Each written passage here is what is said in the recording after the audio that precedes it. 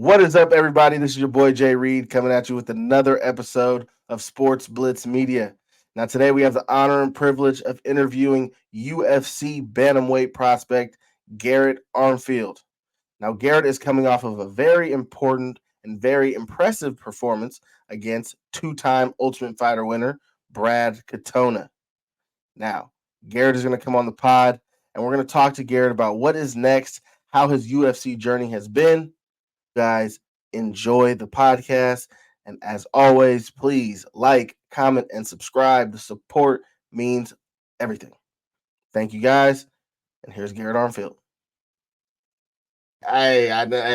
Hey. We're here to talk about fights, not football. How you doing, my man? Good, man. Doing well. Not too bad today. All right, man. All my shirts just came in, so I'm pretty good day so far. Hey, that's what I like to hear, man. Well, Yeah. first off, I just want to say thank you for coming on the pod, man. Blessing us with your presence. Here to talk a little UFC, how your UFC journey has been, and even kind of pick your brain about this weekend's fights at UFC 299. Yeah, for sure, man. Thanks for having me. Yeah, it's awesome that I reached out on Twitter to try to get some people to, or on X to get some interviews in. I've had like a great support from the MMA community. So thank you for being part of it and giving me your time. Oh yeah, man, and I'm a huge MMA fan. I've been keeping up with your career ever since you got into UFC and even before. And Thanks. your last Thanks, man. performance Appreciate against Brad, yeah, no, most definitely. Your last performance against Brad Katona was obviously a great performance, starting to put you where you want to be when it comes to in the bantamweight rankings, and honestly getting that recognition and that star power, which I'm sure that you are looking to get. Yeah, I am, man. It's it's a great experience.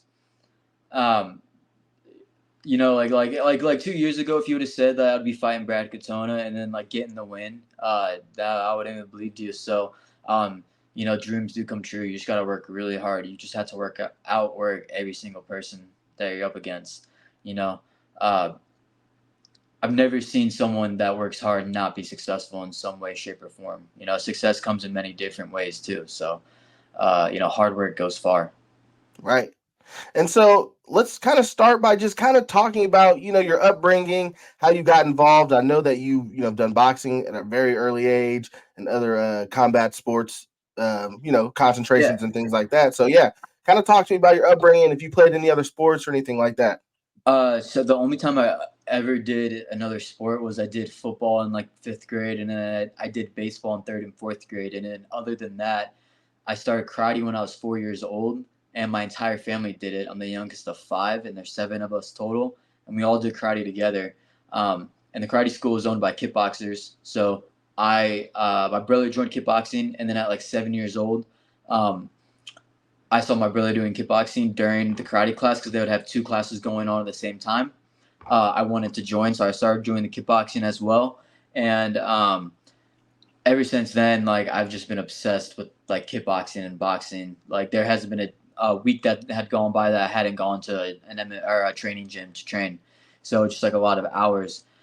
Um, and so you know, striking was like my first obsession with martial arts. Once I got to high school, in like eighth grade, around that time, I started like getting interested in jujitsu, finding out what MMA was because I didn't know what it was kind of at that time. Um, so I started doing high school wrestling just so I could be more like well prepared for MMA fight because that was always my goal. And then I went to Springfield, Missouri for my amateur MMA career because I was at Missouri State. And I trained there as an amateur and turned professional there. And then in 2019, I moved to South Florida and trained at Kill Cliff FC. And at the time, it was Hard Knocks FC, or Hard Knocks, excuse me. And I was 2-1 as a pro and 22 years old. And just started training my ass off and working 40 hours a week as a server and just doing the hustle. And about 3.5 years later, I finally got my UFC debut. Um, and then I was ready for a change. And so I actually just moved to Overland Park, Kansas, like 9 months, 10 months ago. And I've had like a kind of, I feels like a a new step in my career at this point because I felt like Florida was kind of like an old chapter, and then I got to Kansas City, and everything just started falling in place with my career. So I'm very happy with kind of that decision to move here. So, and that Yeah, brings me up to today. So yeah. No, that's honestly awesome, man, and it's cool to hear that even though you were working, 40 hours a week, you still found time to hone in your craft and yeah, continue with your passion because it can be a lot discouraging to a lot of people. You're like, yeah, oh man, yeah, man. It is. It's hard. It sucked. Like, cause like I didn't go out and party. I didn't like have a girlfriend. I didn't do. I didn't have money to spend. I didn't really get anything. All I could do was just like train and work. And yeah, like that's. You just gotta be obsessed with the grind. Like that's just gotta be your personality. Some people can do it. Some people can't. yeah, and it's awesome. You're obviously one of those guys who can obviously juggle both. But when you have a passion like that, and you have a goal, obviously, and you go out and try to achieve it, try to reach it. As possible. As hard as it may seem. As Yeah. long as you stick, keep grinding and put the work in, you'll get to where Well, you want I to get to. I mean, like I had like a manager at one of the restaurants I worked at. I remember he would tell us because we would always have these stupid ass pre shifts before every meal where they make us stand in a circle and they like give us the briefing for the shift. And the guy would be like, the manager was like, he's like, I don't care. Uh, he's like, I don't care like what your attitude is or whatever you do outside of here. But like, how about just like if you don't like your job, think of it like this: like you're using this job to fuel whatever the hell you actually want to do. So that's kind of what it was. That's obviously what it was used for. So like, you know, but Yeah, yeah, hard work, dude. It's hard work. I had some fun times too. Like it yeah, was a good way to get out and meet people and really experience like South Florida without being part of the party, in a way. right, Yeah, right. And I know, obviously, being in Florida, there's a lot of distractions out there, a lot of so I'm sure it was distractions. probably very difficult for you to be like, not Yeah, tonight, right. Oh like, yeah, yeah, yeah. Oh yeah, right. right. Yeah. And Um, and so you made your UFC debut fighting David Onama. Unfortunately, you lost that fight, but honestly, you took it to him. thanks, That's one man. thing when I first Thanks. first Hell watched yeah. you fight. I was like, this dude's not scared to fight. Even though Onama had someone with a big name, he has a lot of hype to him. You went out there and you performed. You made the best of that opportunity. And I personally was like, hey, this dude right here, he has it. You had it because there's a lot of guys who are very hesitant. Obviously, it's the UFC. So when you're Yeah. getting there and you get that opportunity, some guys can, get a little nervous and not seize the opportunity. But even in losing, I felt like you seized that opportunity. How do you feel about how do you feel about Yeah. that performance and how all that came about? Yeah, I agree with you. I don't have that feeling out process when I fight. Um, and I believe it's from like years and years of boxing experience because I've had a lot of fights and exhibition matches and kickboxing matches. So like getting into fight mode is super easy for me. It's like a very seamless transition. Um, but yeah, even in the lost, I still felt like I had my moments. And going back and seeing, be like, hey, Garrett, if you're on a full camp, like that's a very winnable fight for you. So I was happy with my performance, and I had nothing to hang my head on. And looking back, I was like, wow. Like I think it's crazy that I didn't do terrible in that fight. But if you're comparing this fight and the fight that I had in Singapore or Canada, I look like a completely different fighter. And Mm-hmm. so. Like so I'm happy how I'm of course we want the win, but I'm happy with how my UFC debut went. But now we're just looking onward and upwards, and we're just trying to get to that title belt eventually one day. Right. What would you say the difference? And obviously, it probably sounds like a dumb question, but like taking a short notice fight and really preparing for a full camp. Now, obviously, again, may sound like a dumb question, but some guys may like taking short notice fights and they feel like they may compete better. Some guys like the longer training camps to really get preparation for your opponent. What is your take on that? Yeah, yeah. So now I like the longer training camps because of where I'm training at, but because my training camp is much more structured out, whereas Killcliff is a very intense training camp, and so you're ready any day of the week, and so it's Mm-hmm. kind of like I don't mind taking a short notice because then like you don't overtrain at that point because you're already training so hard, right? Right. So that's kind of how I describe that. It just kind of depends where you're training at from my personal point of view. Where I'm at now, I like to have at least 6 weeks. Like Killcliff, I could have been 2 weeks and it's a good matchup. Let's go. You know, Right. and that's like different from person to person. I mean, like, and it's situational. Like Miles Johns just stepped up on 2 weeks' notice to fight Cody Gibson, right? Mm-hmm. And it's like his opportunity to go make some good money and support his family and climb up the rankings. So, Right. Put your name on the map a little yeah, bit. yeah, yeah, yeah. Every fight, people only like. I mean, like until the minute after your fight, from then on, like it's the further away from your fight, and so you lose like recognition every day that goes by. If that makes sense. Yeah. Right. Do you feel like it's a lot of pressure? Like, obviously, Dana's one of those guys where a few press conferences ago, he's like, we called Leon Edwards and we offered him 3 fights, and he said yes to every single one.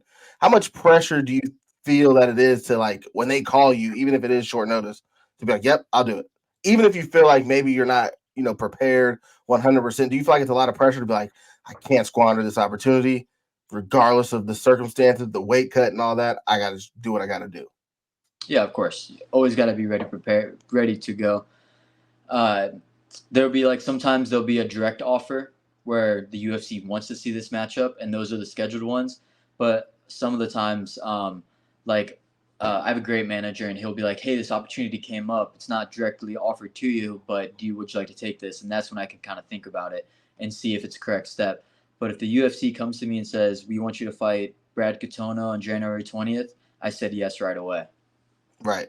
Yeah. Obviously, because you knew that was a massive opportunity, massive card. Well, All I mean, eyes like will be even on even you. at even at first glimpse, seeing the name, it kind of like freaked me out a little bit. I was like, "Oh shit, that's a big name! Like that's a step up in competition." Right. And but still, you still gotta say yes no matter what and get the job done.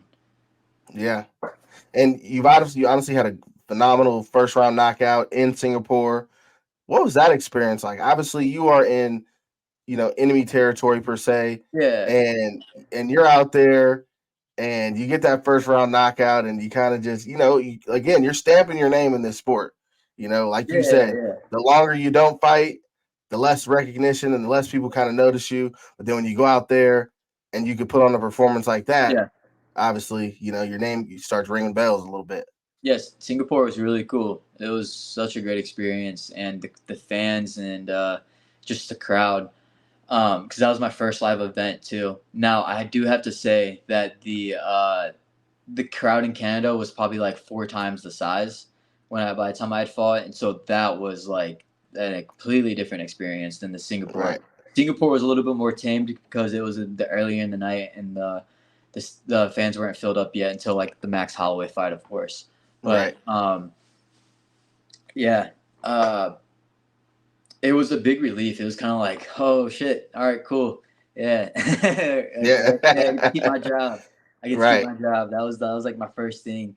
The first thing actually I thought was I looked at my teammate, our good friend Evan Elder, or he was in my corner that night, and he was like, "Bro, that's like 50K bonus worthy," and I was like, "Oh my god, I did it! Like this is my plan." Yeah. And but like unfortunately, I didn't get the bonus, which is fine. I think it's kind of stupid, but oh well. Right. Right. I I'm mean, like that's hell, it was a yeah. hell of a knockout. Most Yeah, I'm definitely like first deserved. round. Come on, man. Like I came all the way Right. from the United States. I'm on my first contract. Like Right. help me out. But Unfortunately, that night Max Holloway probably stole that one. yeah, because he doesn't make enough money. So yeah, Yeah. he ain't Right. making yeah. And so again, so you Singapore, then to Canada. We kind of spoke on Bracton a little bit, but touching back up on that one, obviously that's a guy who won the Ultimate Fighter twice. Uh, Trained with Conor McGregor, so people kind of know him through obviously again through the Ultimate Fighter and through the his fighting career. He had a little bit of a skid, but then had a little bit of a resurgence, and then you guys meet. And Yeah. again, the stakes are high because again in this division, as you guys know, there's a lot going on. There's a lot of action. There's a lot of movement. There's a lot of talent, and so obviously I feel like this is one of the more competitive divisions in MMA, Hell yeah. and so you get that opportunity to kind of spoil the show a little bit. What was that like? Obviously, very close fight. Yeah. Um, but again, I feel like you outstruck him. You were able to stuff the takedowns. You were able to nullify what he ultimately wanted to do, and you made him fight your fight. So yeah, talk to us about that a little bit. Yeah, as soon as the fight started, I found my range right away. I got right into the zone. It was very because we were expecting him to have a higher output from the get go, and I think they were expecting me to blow my wad right away. And I kind of took more of a cautioned approach and more like staying right smart with my jab. And I found my range right away because he wasn't really throwing too much. And then once I established my range, he fights. He fought. So I have a teammate, Miles Johns. Yeah, right. Already talked about him. Mm-hmm. He's got the same height and reach as Brad Katona, so it was like pretty much like I was used to fighting that. But he was way slower than Miles and hit way less hard. So no disrespect. It's just like Right. in the moment, I was able to really get up. Like I was able to pick up on his like body language of when he was about to throw, and I was able to slip a lot of his punches. So it was a great fight. I just fell right into my game plan. I think that's just what happened, man. My game plan worked. We came prepared. I I think know. so. I talk about it to my coach. I came prepared for the best Brad Katona possible, right? And which is a very high level fighter. Mm-hmm. Um, we kind of thought that maybe since I had a big name, I had lost a couple times. I was only 9-3. That he was preparing for the best Garrett Armfield, but that probably isn't the best. He probably wasn't thinking that was the best fighter ever. If that makes Right. sense, he probably thinking it was going to be a Yeah. walk in the park. Mm-hmm. So I was glad to be able to go out there and prove to everybody that I can hang out with the names like Brad Katona. So Right. Yeah. No. And you most definitely, like I said, you went out there, you did what needed to be done, and you got back in the win column. So I want to say what 2-1 in the UFC. 2-1, yeah, Looking to heck keep it, yeah, looking to keep the winning streak going. hell Um, yeah. That's my goal is to get 3 wins in a row. I feel like that's a really hard feat to do in the UFC is to win three in a row. right. So Yeah, especially in a sport like you said, it's not easy. Not easy to do. no, no. Not easy to go on that run, to get to the title. Well, a But lot of honestly, people get the two in the row. A lot of people can not a lot, but um, getting to the UFC is hard. But then like only like half of those people stay, and then only half of those people get to their second contract. Like right. it's man, it's really hard. So just gotta keep working at it. Yeah, keep working, keep grinding, being consistent, obviously staying healthy. Yeah, That's huge for yeah, guys. it is. It is, man. And you've been pretty, healthy throughout your career. Yeah, I mean, I've had some like we've all had like our issue with staff or Right. something here and there, but I'm in a much like healthier training environment now where um, not all my teammates are killers, and that kind of beats you up a little bit when you're having to fight killers every day. Right. Now I've got a more balanced blend of teammates where I can kind of like work with how I'm feeling that day too. So, um, yeah. Nice. So what would you say is next? Who is next? What is Who's next next? for Garrett Um, Armfield? oh man, I want to go on UFC St. Louis May 11th. Um, I've already called out a couple people, but honestly, it doesn't matter at this point. I'll fight anybody. I'm just hoping to hear back from that. I had my manager put in a request to get me on that card. We'll see. That's in like 8 weeks, right? Yeah, May 11th. Yeah, 8 weeks. So, um, I'm like I'm putting myself in the mindset that I am fighting. So if something Right. does come up and I only got 5 weeks left, like if I don't want to have to scramble. So, we're just putting ourselves in that mindset now. So Yeah, then that's exciting. UFC St. yeah. Louis. Yeah, it's Yeah, cool. yeah, and right, I love I just don't like the Apex fights because like the Apex fights, like the fights are a dime a dozen. Like there's so many Apex fights, right, but when you get to go to a city that never gets the UFC, it's like the entire week is special. And it's right. cool, right? And obviously the crowd, The just the crowd, energy that you get from them. Obviously, you hear a lot of people say we hate the Apex, can't stand the Apex. Obviously, just the yeah. feel and probably the environment, and then the I mean, energy like again. that, and like just like the opportunity to gain like a fan base, and it's just kind of throttles a lot, you know. Um, Right. yeah. Yeah. So UFC 299 is this weekend, and obviously it is a phenomenal card headlined by Sean O'Malley and Cheeto Vera. And before I ask you, if your predictions or things like that on the fight, out of that entire card, we just go with the main card actually. What fight would you say you are looking forward to the most? Of course, the bantamweight championship. Right. Obviously, that honestly, all of them. There's a banging card, bro. It's, It's so amazing. It's like one of the. I think it's better than UFC 300 almost. and a lot of people have said that, and when I look at it, I'm literally sitting there like, I Like, mean, okay, you got who's the start of the main card? I want to say so. We got Piotr Jan Sanyadong Okay, Pyongyang instantly, Sangdong. That's like a killer fight. It's a former title. Like it's you got the young 22 former year old. champion, and It's a great fight. And then you have Dustin Poirier, who I think he's gonna dog walk, and I think he's gonna have like a nice welcoming to the French dude or whatever his name is, Benoit Saint Denis. Benoit Saint Denis. Yeah, I think it's Yeah, gonna be a nice ass kicking. Welcome to the top of the division, which I like. right. And then you have the Kevin Holland fight, which Ooh, and MVP, I which is going to be a hell of a fight. yeah, but I'm such a big Kevin Holland fan, man. I want him to win. Me too, and Yeah, I get and torn with Kevin Holland. Not as a fan, I'm a huge fan, but it's just the Kevin Holland that shows up. And I always say, if we get the yeah, trailblazer Kevin Holland, the one who's like interested in fighting for championships and legacy and things like that, then MVP's in trouble. But if you get the big mouth Kevin Holland, in my opinion, like I said, it's two different guys.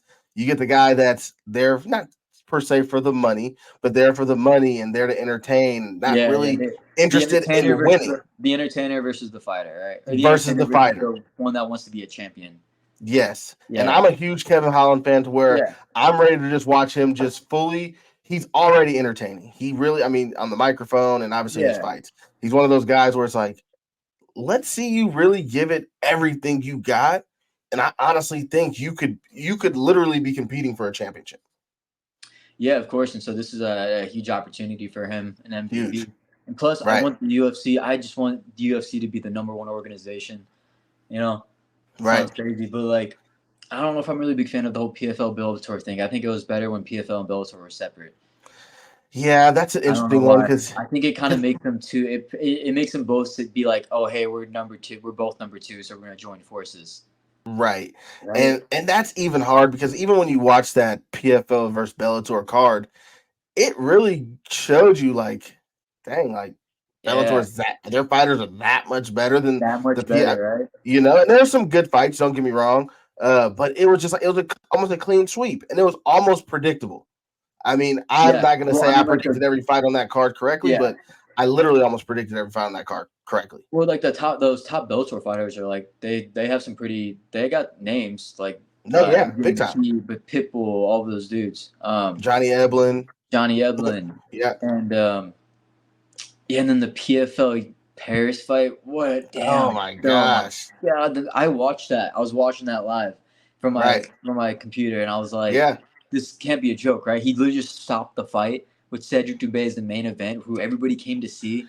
you know how much money people probably and I do and one thing I do want to say is thank you very much because you did win me money when Oh, you good. fought Brad Katona. Hell So yeah. I like Hell yeah. to throw my parlays in there, and I was on the Garrett Armfield, and I think you were an underdog that fight, so we won a few Yeah, dollars that day. I was like almost 200 or something, minus 200. Yeah, Um, right. And for those who knew, like I said, for those who knew, I had a feeling I was like, I like Garrett when it comes to that fight. hell But yeah. going back to obviously the Cedric Doumbé fight and yesterday, yeah, man. I mean, shoot, people had money on that. I had some money on that. That was the last leg of my parlay, and Well, I thought you know, everybody thought it was gonna be a clean like TKO win for right. Cedric Doumbé. And the other guy was It was a giving he competitive was fight.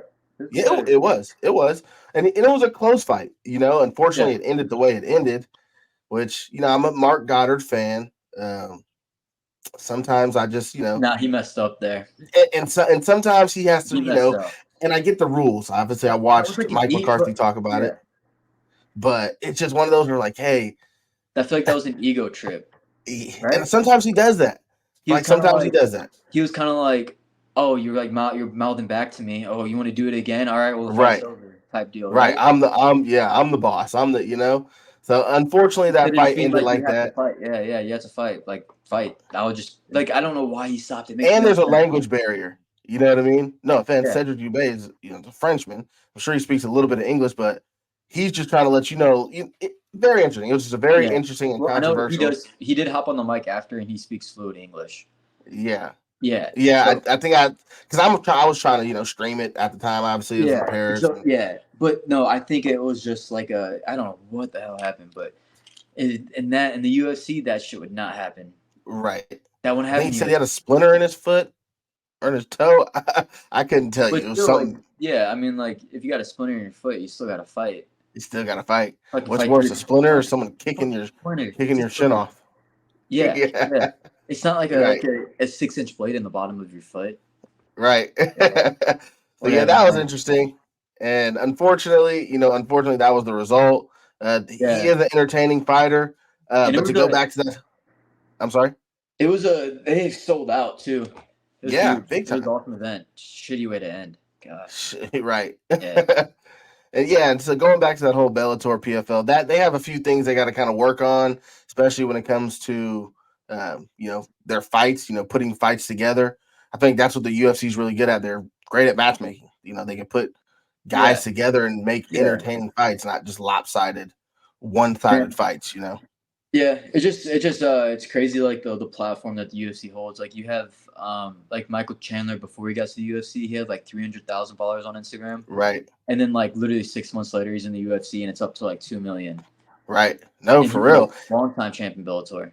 Yeah, he was their cash cow for a minute. He was the guy that they, Yeah, he was. you Yeah, know, yeah, he was. And I'm a huge Michael Chandler fan as well. I'm a huge fan of the sport, but Michael Chandler, I feel like, is the definition of a prize fighter. I mean, win, yeah, lose, or draw, that guy goes out there and he puts on performances that people are like, man, yeah. you know, They're gonna pay to see, they're and gonna pay to he see. can talk the talk. So Yeah, most definitely. I love that WWE promo he cut. yeah, I I think mean, it's he cool. I he like it. he I think deserves that Conor yeah, McGregor fight. yeah, So of I course. hope he gets that fight because obviously that's going to be a huge fight and he deserves it. Uh, I mean, he's been waiting around this long. who do you have in the main event? Yeah, that's what that was going to be my next question. When it Yeah. comes to the main event, it's going to be a very interesting fight. I am going to take John O'Malley. Oh, you know, Uh, I'm taking Cheeto. you're going to take Cheetah, and, Yeah, and we yeah, can talk Cheeto. about it. I mean, like the first fight, obviously, we know what happened, the perennial nerve thing. Call it what you want because the moment he hit Yeah, his yeah, back, yeah. Cheeto hit He him was with. like 20. He was like 25 years old. Like Right. And I the feel like moment he hit his yeah, back, Cheeto hit him with massive shots from that. I mean, the elbow itself looked like it almost put him out. yeah, But, we'll give him that pass. We're going to give him that pass. I like Cheeto. And like I said, I like Sean. I feel like they're both snipers in their own right. yeah, Sean is an offensive sniper, and Cheeto is more of a defensive sniper waiting to catch you slipping, such as, Frankie Edgar with the front kick, yeah, Dominic Cruz with the trying to slip and get caught. So it's going to be a very competitive fight. But if Cheeto got to come yeah. out, he has to come out, you know, aggressive, quick. I think the longer that it goes, the better it is for Cheeto Vera because Cheeto Vera has Yeah, been 5 rounds a couple times and Sean right, O'Malley has not. right. Yeah, and I, So I yeah, agree with you. I yeah, 100% agree. I feel like the later it goes, the more Cheeto has been there. He's battle tested. I mean, I think Sean's longest fight was Piotr Jan, which was a hell of a fight. yeah, I'm excited. I mean, it's gonna be a great fight. I mean, I'm yeah. excited for it, I'm man. looking I'm forward excited, to it, big man. time.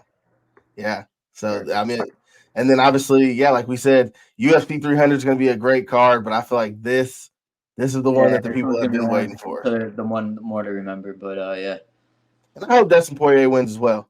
I mean, yeah, I yeah, didn't when they did the face off, I didn't notice how big Benoit Saint Denis was. A little bit taller, little Dustin Poirier was looking slim. Obviously, they got to make the weight, but I'm rooting for Dustin. I don't want yeah, this to yeah, be yeah, the of course. farewell and the Yeah, yeah. things like I that don't think it is because yet.